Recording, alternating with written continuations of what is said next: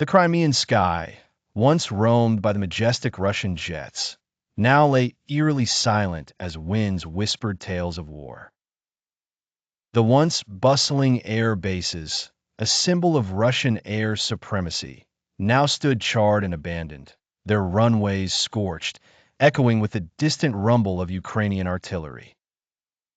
Major General Viktor Petrov, a veteran of aerial warfare, sat in a dimly lit war room, his hands gripping a stack of intel reports like a hawk clasping its prey. The air was thick with tension as every eye in the room turned towards him. Petrov's voice broke the silence. Reports confirm variant missile strikes on Sevastopol and Primorsko. Immediate evacuation orders are to be executed. In the high-altitude battleground, the instructions rang clear. The Russian pilots, trained to tackle adverse skies and hostile fire, scrambled towards their jets with urgency, their faces a canvas of steely determination and concealed fear. The engines roared to life, piercing the thick veil of fog that covered the bases like a shroud. As they ascended, the echoes of explosions chasing them with a final farewell to a soil no longer safe. The Ukrainian forces, armed with a lethal precision, had wreaked havoc on the airfields.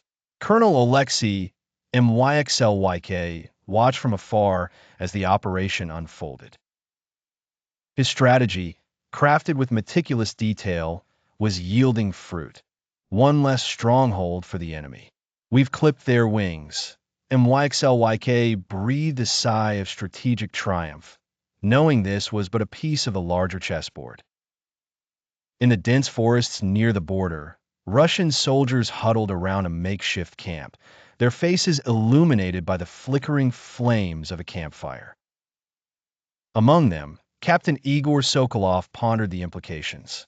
"The tides are shifting," he mused, aware of the psychological and tactical blow their retreat signified.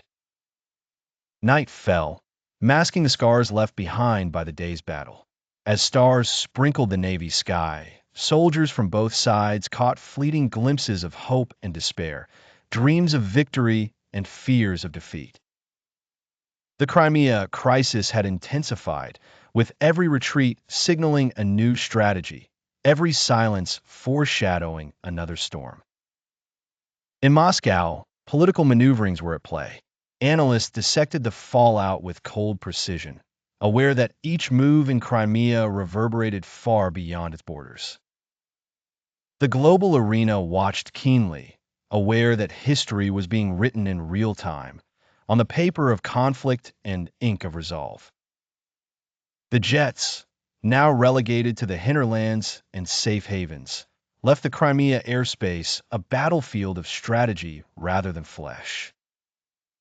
The retreat marked a somber turning point, a reminder of the delicate balance of power, which could shift as swiftly and silently as the falcon in the sky.